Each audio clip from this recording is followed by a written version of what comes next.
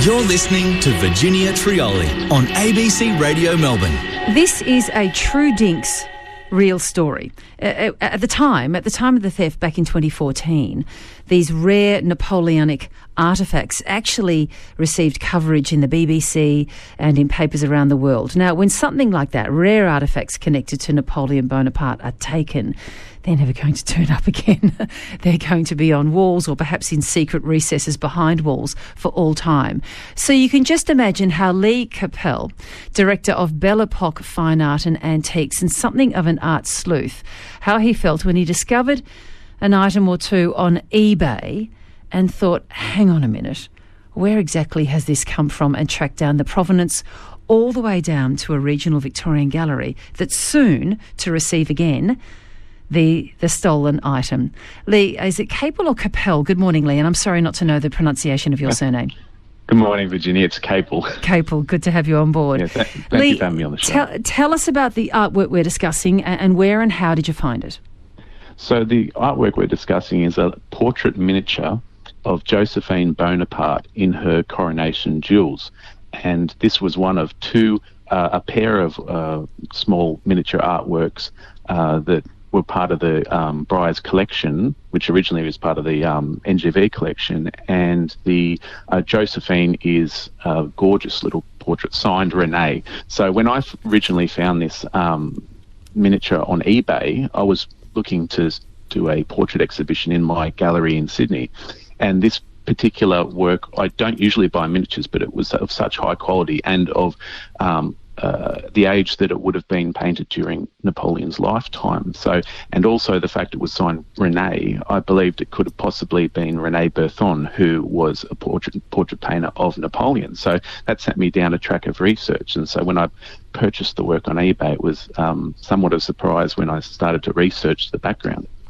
So you researched the background, and then you must have come across then the news stories about the theft of artefacts from the Briars historic homestead south of Melbourne here back in 2014. Did you have that jaw-dropping, oh no moment, this is a bit of thieved artwork?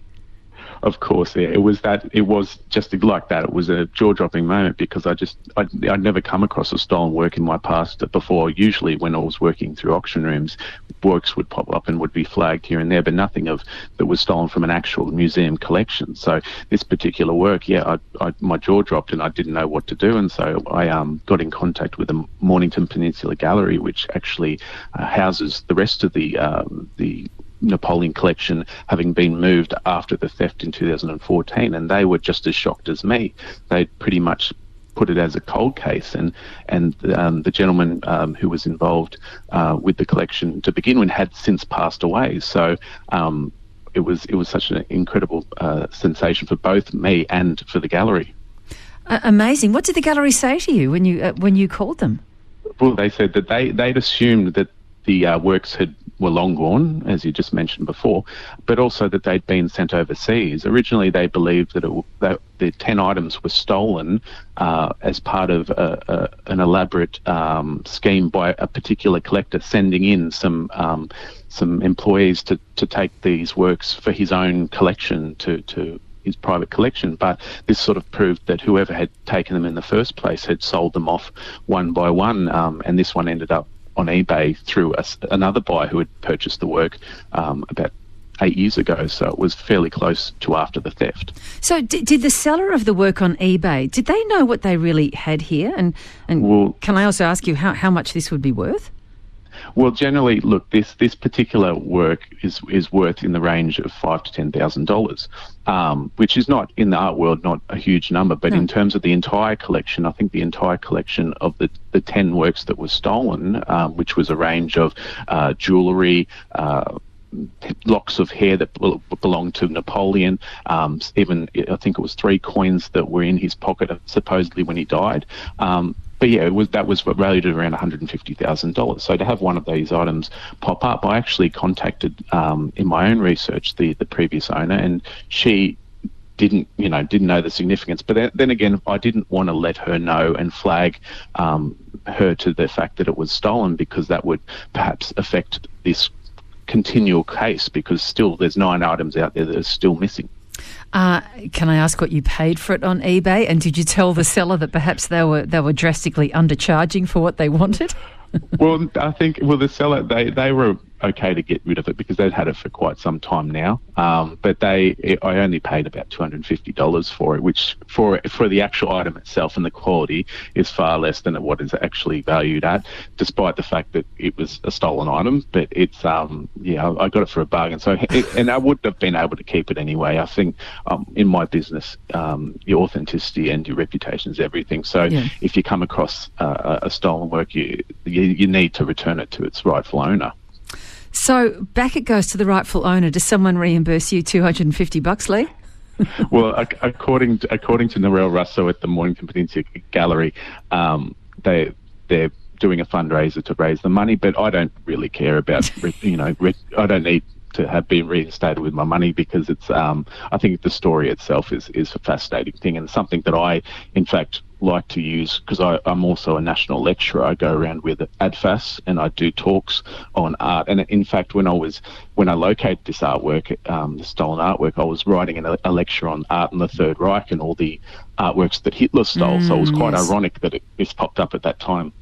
Just amazing. Lee Capel is with you, Director of the Belle Epoque Fine Art and Antiques Gallery, explaining how a rare Napoleonic artefact fell into his hands via eBay and is about to be returned to its rightful place, which is the Mornington Peninsula Art Gallery.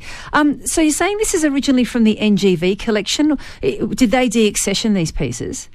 So basically what happened was the whole collection which was made up of a private collector and also the original Alexander Bolcom collection that he actually, because backtracking, the Briars was originally a homestead that was established by Alexander Bolcom in the 1840s, and he originally lived in St Helena and had a Briars there, and he knew Napoleon personally and got a lot of these items from him directly. Well, this fell into the, it was donated to the NGV sometime in the last century, and that to be shown regularly, because in museums they have thousands and thousands of works, they cannot be shown at one time. They decided to loan it to the Briars to put on display. And so now, since the Briars theft, they've actually moved it to the Mornington Peninsula Gallery, as I mentioned, purely because of security issues. I'm looking at the BBC report that was published back in 2014 about the theft. There's a particularly gorgeous pearl ring that was taken as part of that. Have you ever made your way across that, Lee? And if you do, could you let me know first? Of course. And unfortunately, my knowledge in antique silver and jewellery is not very, very good at this point. But it was the fact that I've had a background in fine art and I'm a specialist in fine art with my gallery that I was able, and plus my background in Sotheby's and Menzies as a valuer, I was able to pinpoint the value of this particular painting. But if I do come across any jewellery, you'll be the first to know. Yes, and I'll make sure it gets back to its rightful owner as well. Damn. Sure you will. Maybe after wearing it for just one night. Lee, is this the most curious example of a stolen purloined work that you've done in your years as an art sleuth? Absolutely. Look, I come across quite regularly. I come across artworks that have been misattributed, or they've lost their stories or their labels, and that's what part of the fun of my job. I feel a little bit like Indiana Jones, and I'm very lucky to live this sort of existence. But this was the first time I'd come across an artwork that was stolen from a museum with such an interesting background that I had the opportunity to bring joy back to that community, because when it was stolen, it was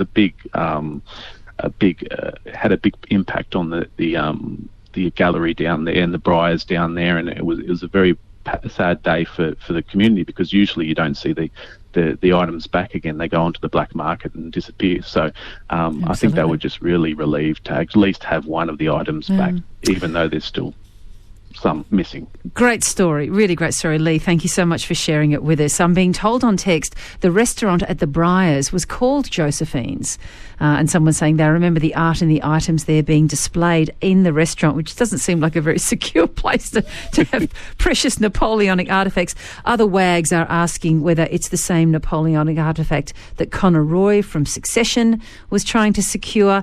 If you know that story, you don't need me to explain what it was. Lee, make sure you photograph the handing over, won't you? I'd love to see that image on social media. Thanks so much. Will do. Thank you so much, Virginia, for having me on. Pleasure. Great story. Lee Capel, Director of Bella Pop Fine Art and Antiques. And I should imagine that the Mornington Peninsula Regional Art Gallery are going to be very happy to get their hands back on those items.